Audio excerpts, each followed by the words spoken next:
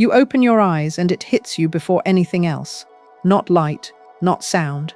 That thick, stale dryness, your tongue pressed against the roof of your mouth like it's stuck there, your lips already cracking as you move them, your throat rough and scratchy, as though you swallowed sand sometime in the night.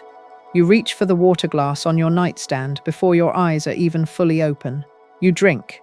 You try to get on with your morning, and somewhere between brushing your teeth and making your coffee, you forget it ever happened until tomorrow when it happens again. If that is your morning, every morning I need you to hear something clearly before we go a single step further. That dryness is not normal. It is not just part of getting older. It is not just because you didn't drink enough water before bed. Your body is sending you a signal, a quiet, persistent, specific signal. And today I am going to walk you through exactly what it means. I'm going to count down 7 things your body may be trying to tell you through that dry mouth, from number 7 to number 1. And number 1 is the one that most people carry for years without ever connecting it to this symptom. Stay with me through all 7. Some of what I'm going to share toward the end of this video may be the most important health information you hear all year. Let me take a moment to tell you something about how I think about symptoms, because it shapes everything I'm going to say in this video.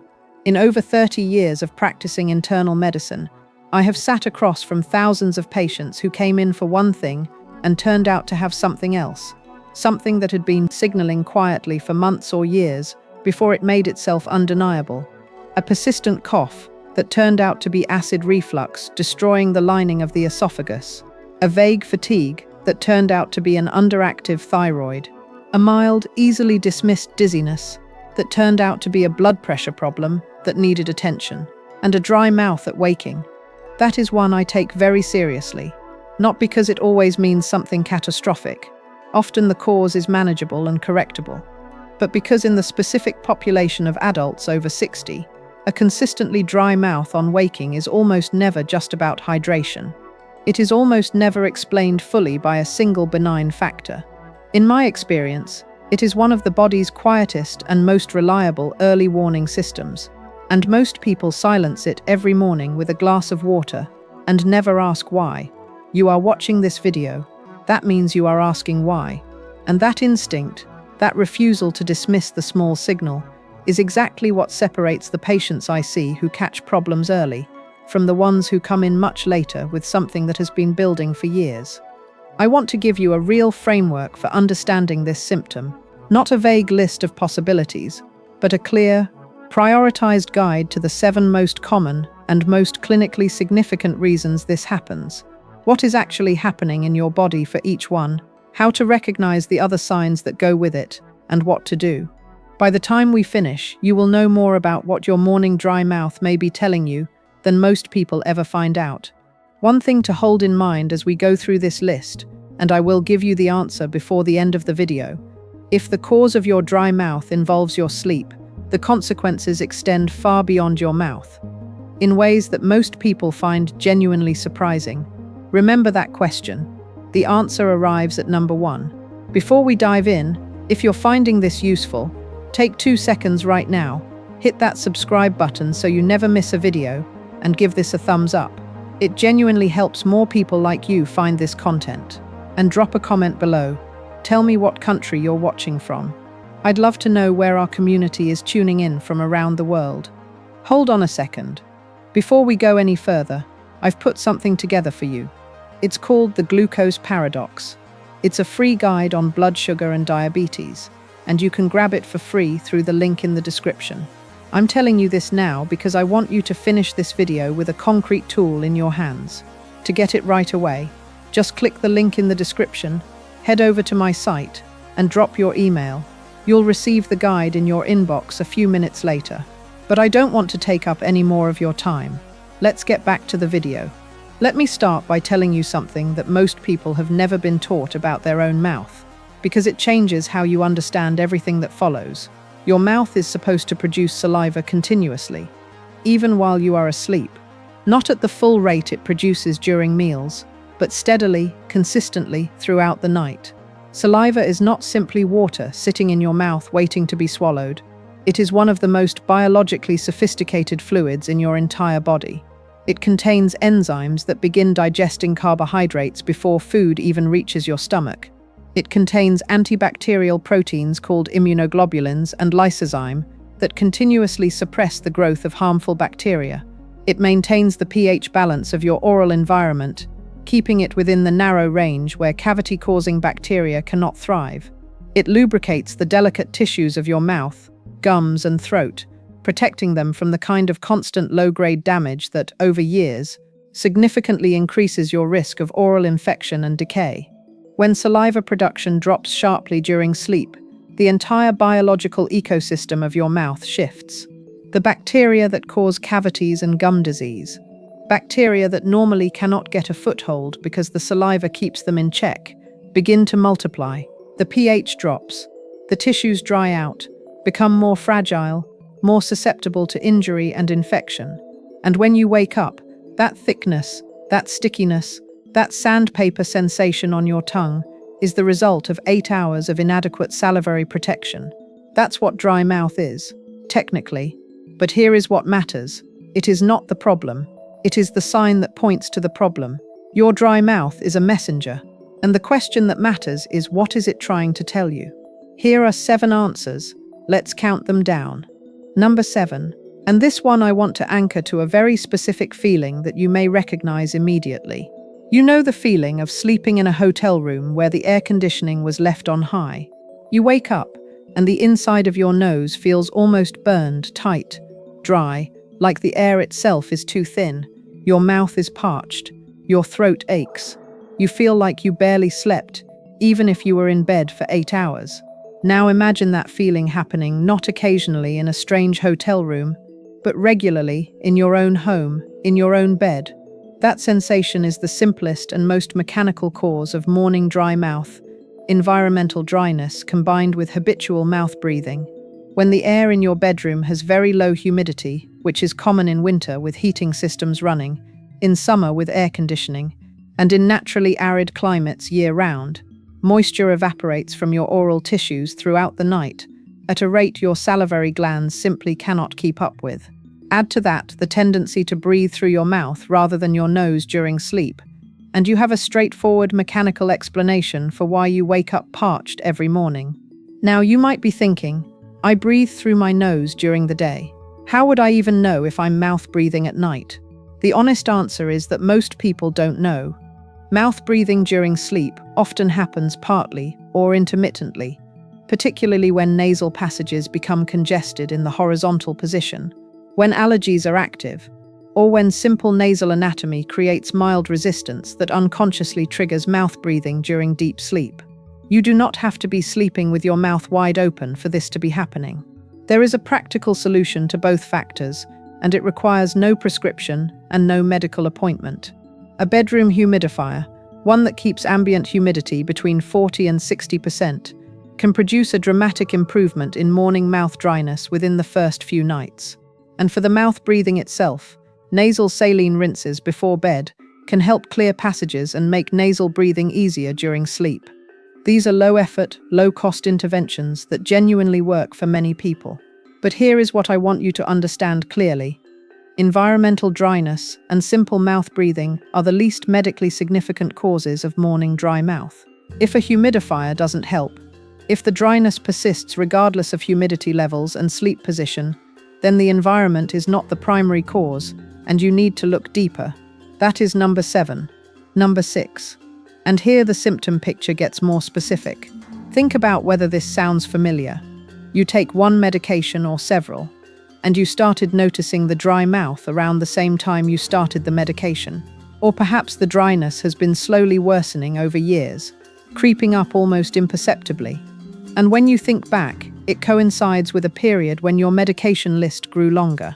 You mentioned it at a doctor's appointment once, and were told it was probably nothing, or nobody asked. Medication-induced dry mouth is one of the most widespread and most under-discussed problems in senior health. The number of commonly prescribed medications that list xerostomia, the clinical term for dry mouth, as a known side effect, is staggering. Antihistamines taken for allergies are among the most potent culprits, suppressing the parasympathetic nerve signals that normally drive salivary gland activity. Antidepressants, particularly those in the tricyclic category, and many SSRIs, produce significant dry mouth as a class effect. Diuretics, widely used for blood pressure and heart conditions, reduce the overall fluid volume in your body, which directly reduces salivary output. Certain blood pressure medications from other classes, muscle relaxants, anti-anxiety medications, bladder control medications. The list is genuinely extensive, and the people most likely to be on multiple medications from this list are adults over 60. Here is what makes this particularly important to understand. The dry mouth from medication is not simply an inconvenience. When saliva production is chronically suppressed by a medication, the biological consequences I described earlier, bacterial overgrowth, pH imbalance, tissue vulnerability, are occurring continuously, night after night, month after month, year after year. I have seen patients who had excellent dental health their entire lives develop rapidly progressive cavities and gum disease in their 60s and 70s that, when traced carefully, began precisely when a new medication was started. By the time they came in, significant damage had already been done. That stiffness in your gums, that new sensitivity in a tooth that was never sensitive before, that slightly sour taste that lingers even after you brush. These can all be the downstream effects of medication-induced dry mouth that has been running unchecked. The important thing I need you to hear is this. I am not telling you to stop your medications. Many of the medications on this list are essential and life-preserving. What I am telling you is to have a specific conversation with your prescribing physician about this side effect. In many cases, there are alternative medications within the same therapeutic class that have a significantly lower impact on saliva production. In other cases, the dosage can be adjusted, and in all cases, knowing the cause allows you to be proactive about the oral health consequences. Ask the question. That is number 6. Number 5. And this is the one where the symptom tells a story that goes beyond your mouth. You wake up dry-mouthed, which you expect. But there is something else you have been noticing, something that has been bothering you for months, and that you have been attributing to just getting older. Your eyes are dry too, persistently, distractingly dry, particularly in the morning, as though you barely blinked all night. You use artificial tears. You keep them on the nightstand next to the water glass. And beyond the dryness, there is a fatigue that does not fully lift, a low-grade tiredness that is not the normal, tired after a busy day kind, but more like a baseline heaviness that simply lives in your body. Sometimes your joints ache in ways that feel disconnected from any specific injury or activity. If that cluster of symptoms sounds familiar, dry mouth, dry eyes, persistent fatigue, joint discomfort, I want to introduce you to a condition called Sjögren's syndrome. It is an autoimmune disease in which the immune system, for reasons not entirely understood, begins attacking the body's own moisture-producing glands, primarily the salivary glands and the lacrimal glands that produce tears. The result is a body that has lost much of its capacity to produce the fluids that protect and lubricate its most sensitive tissues. Sjögren's syndrome is more common than most people realize. It affects an estimated 4 million Americans, and the majority of them, some estimates suggest as many as 90%, go undiagnosed for years or even decades.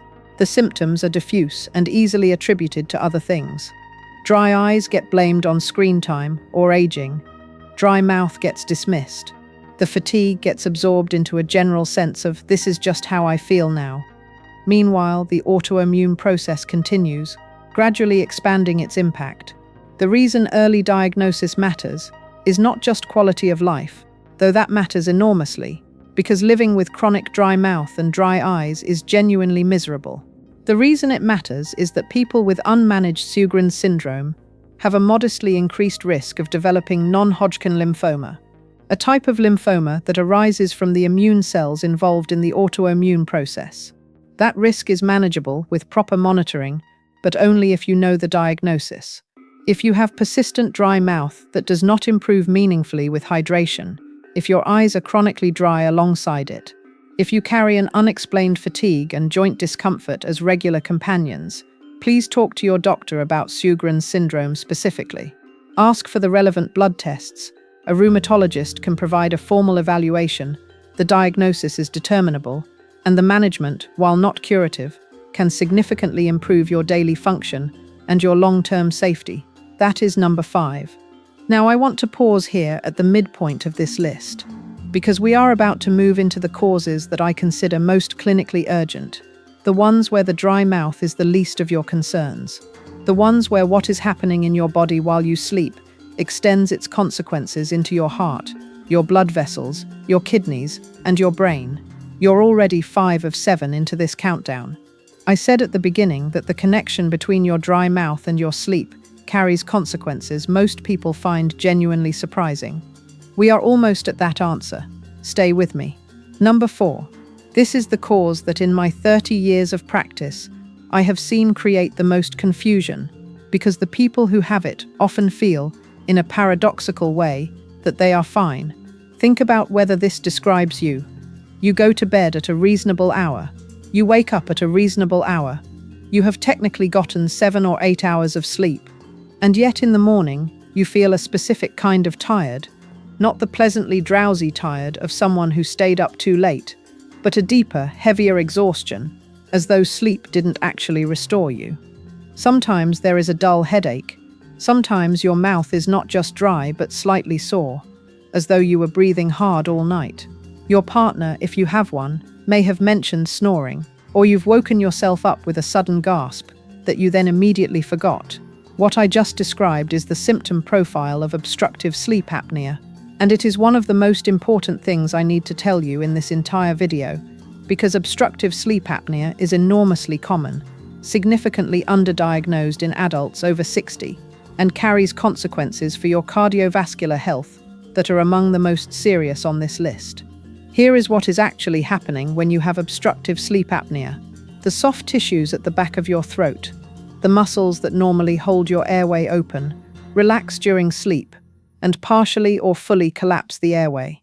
Your brain detects the drop in oxygen and triggers a wake response.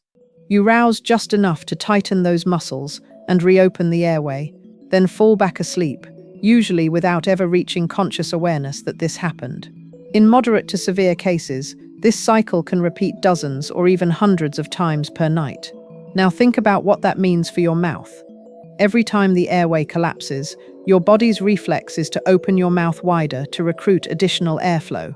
You are spending hours every night with your mouth open, air flowing continuously over your oral tissues, moisture evaporating at a rate no salivary gland can compensate for. The dry, slightly raw sensation in your mouth and throat when you wake up is a direct physical record of that process. But the dry mouth is almost incidental compared to what else is happening. Every time your oxygen levels drop and your brain triggers that wake response, your cardiovascular system is activated. Your heart rate spikes, your blood pressure surges, your body floods with stress hormones, cortisol, adrenaline, designed for emergency response. In a person without sleep apnea, these hormones rise and fall gently over the course of a normal sleep cycle.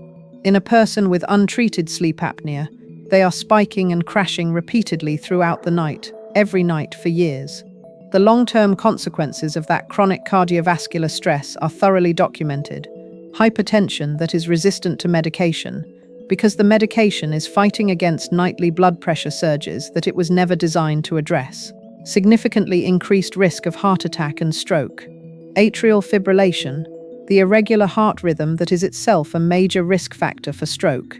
And emerging evidence of links to cognitive decline and dementia, which may be connected to the chronic oxygen desaturation that occurs with repeated apneic events during sleep.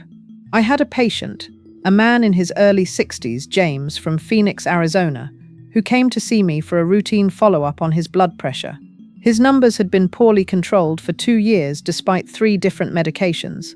During our conversation, almost as an aside, he mentioned that he always woke up with a dry mouth and that his wife had recently started sleeping in a separate room because of his snoring. I referred him for a sleep study. He had severe obstructive sleep apnea with oxygen desaturation occurring more than 40 times per hour throughout the night. We started CPAP therapy. Within 3 months, his blood pressure was controlled on a single medication, the same blood pressure that had required 3 drugs and was still not well managed. He told me that he felt like he had gotten his life back.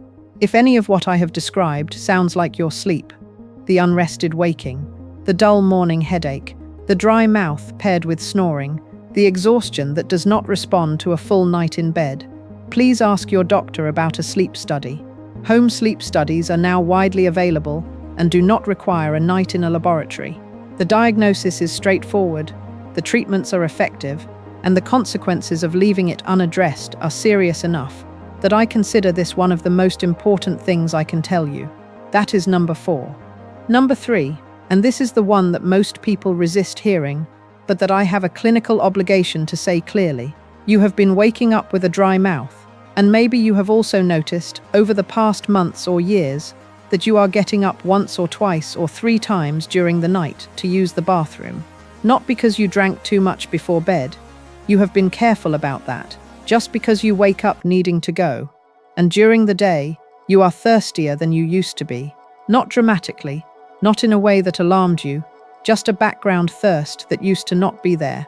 Sometimes your vision feels slightly blurry in the morning before it sharpens. Sometimes your feet tingle in a way you have started to accept as normal. I want to talk to you about blood sugar, not to frighten you, but because this particular cluster of symptoms, including the dry mouth, is one of the most common early presentations of type 2 diabetes and pre-diabetes, and the earlier it is identified, the more completely it can be managed. Here is what is happening biologically. When blood glucose levels are consistently elevated above the normal range, your kidneys work to filter the excess sugar out of your bloodstream by producing more urine, a process called osmotic diuresis. More urination means more fluid loss. More fluid loss means your body's overall hydration level drops. And as hydration drops, one of the first places you notice it is in your mouth, because saliva production requires adequate hydration, and a body running mildly dehydrated from overnight glucose management produces less of it. That is the connection. The dry mouth you feel every morning may be your kidney's nightly effort to compensate for blood sugar that your body is struggling to regulate. Type 2 diabetes develops gradually. It typically moves through a stage called pre-diabetes, where blood sugar is elevated above normal, but not yet in the diabetic range, for years before a formal diagnosis is made. During those years, the metabolic stress on your kidneys, your nerves, your blood vessels, and your eyes is already accumulating. The damage that causes the long-term complications of diabetes, kidney disease, peripheral neuropathy, retinopathy, cardiovascular disease begins during pre-diabetes, not after the formal diagnosis. Catching it during the pre-diabetic stage, when lifestyle interventions can still reverse the trajectory entirely, is one of the most impactful things you can do for your long-term health. The test is simple. A fasting blood glucose test and a hemoglobin A1C, both standard components of a routine blood panel, can tell you clearly where you stand. If you have not had these checked recently, particularly if you are over 60, if you carry extra weight around the midsection, if you have a family history of diabetes, or if the symptom pattern I described resonates with what you are experiencing, please make this a priority at your next appointment. You're not imagining those symptoms. They have a mechanism, and that mechanism is addressable. That is number 3. Number 2. This cause is one that connects deeply to a reality of modern life over 60 that almost never gets discussed in the context of physical health. You might recognize this feeling. You go to bed, and instead of your mind quieting down, it seems to speed up. The worries that you managed to hold at bay during the busy hours of the day, the financial concern, the worry about a family member, the low-grade anxiety about your health, about the future, about things you cannot control, come into sharp relief in the dark and quiet. You lie there, not quite awake, and not quite asleep, your body tense in ways you are not even fully aware of, your breathing shallow, your jaw tight. You might drift off eventually, but your sleep is fragmented, restless, never quite deep, and in the morning you wake up tired and dry-mouthed and carrying a heaviness that a night of genuine rest would have lifted. What is happening in your body during those nights is a process called sympathetic nervous system activation, more commonly known as the fight or flight response. Your sympathetic nervous system is your body's ancient emergency protocol. It evolved to prepare you for immediate physical danger. It accelerates your heart rate, diverts blood flow to your muscles and vital organs, and reduces the activity of systems it considers non-essential in a crisis, including digestion, immune regulation, and salivary gland function. Under normal circumstances, this system activates briefly in response to a real threat, and then returns to baseline when the threat passes. But under conditions of chronic stress and anxiety, the system never fully deactivates. The cortisol and adrenaline levels that should rise and fall in short peaks remain elevated for hours, and your salivary glands, suppressed by this persistent sympathetic tone, produce less throughout the night, leaving you dry-mouthed by morning. This is the part most health content never says directly. Your emotional state during the hours before sleep has a specific, measurable biological effect on your overnight saliva production. The anxiety that keeps you awake at 2 in the morning is not separate from the dry mouth you feel at 6.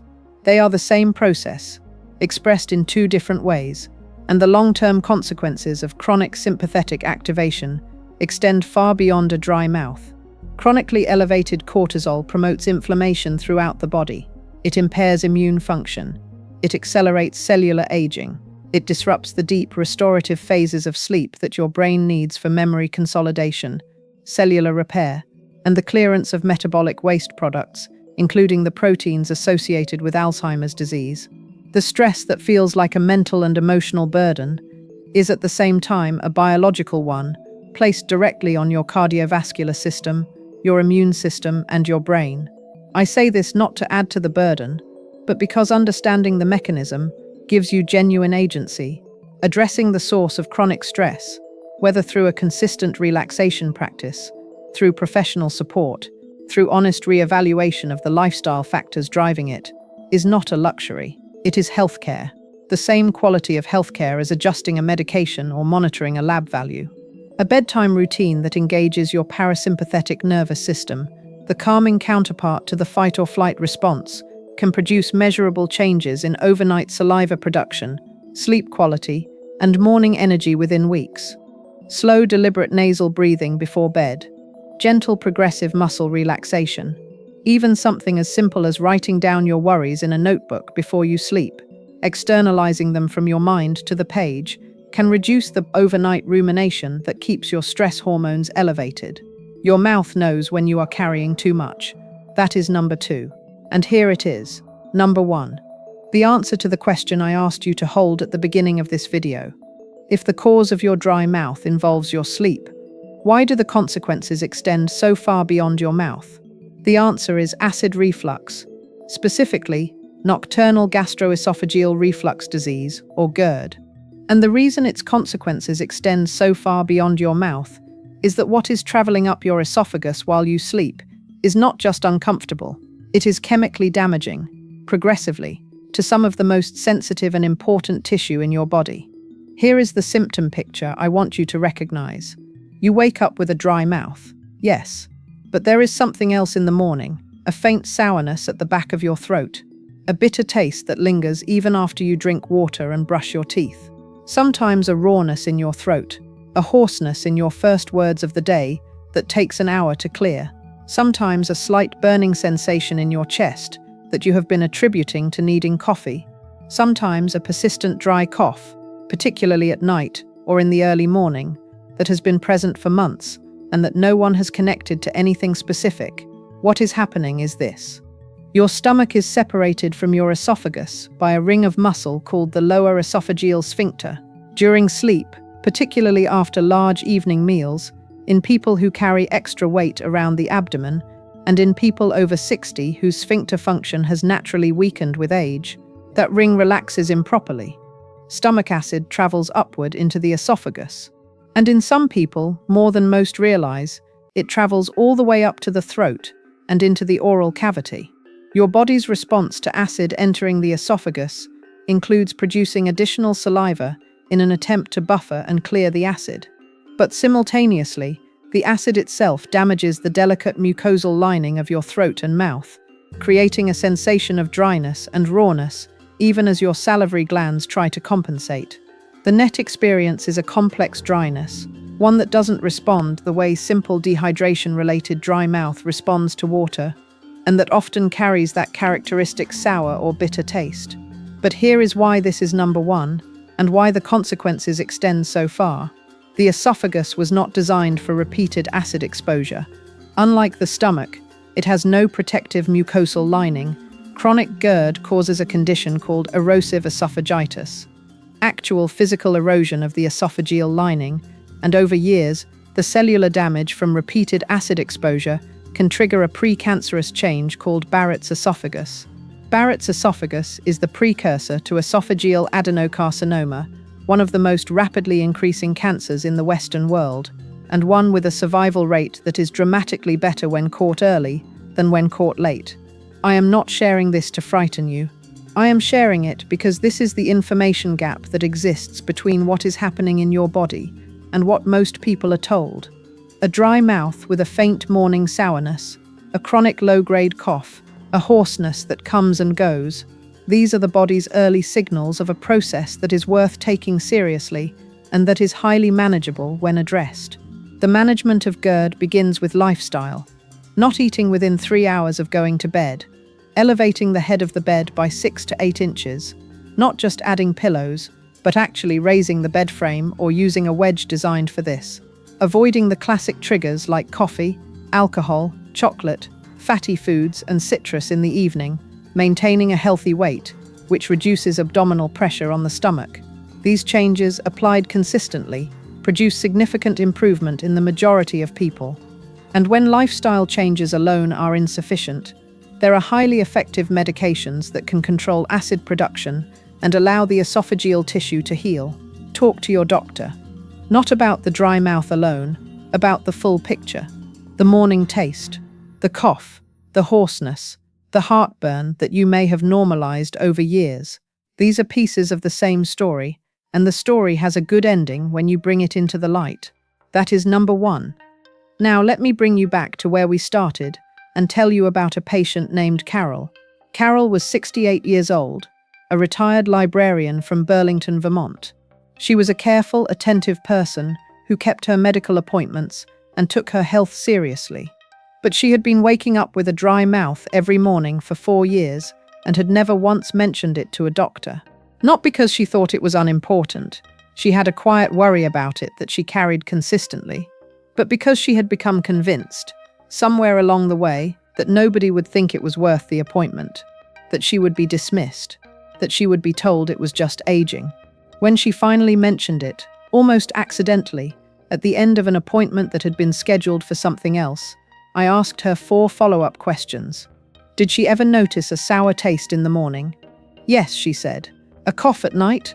Sometimes. Any hoarseness? A little in the first hour of the day. Had she gained any weight around the middle over the past several years? She had, she said quietly. We evaluated her for GERD. She had significant nocturnal reflux on pH testing. Acid was reaching her esophagus for more than 30% of the night. Endoscopy showed early Barrett's esophagus. Early, caught at a stage where surveillance and management are straightforward, and the outcome is excellent.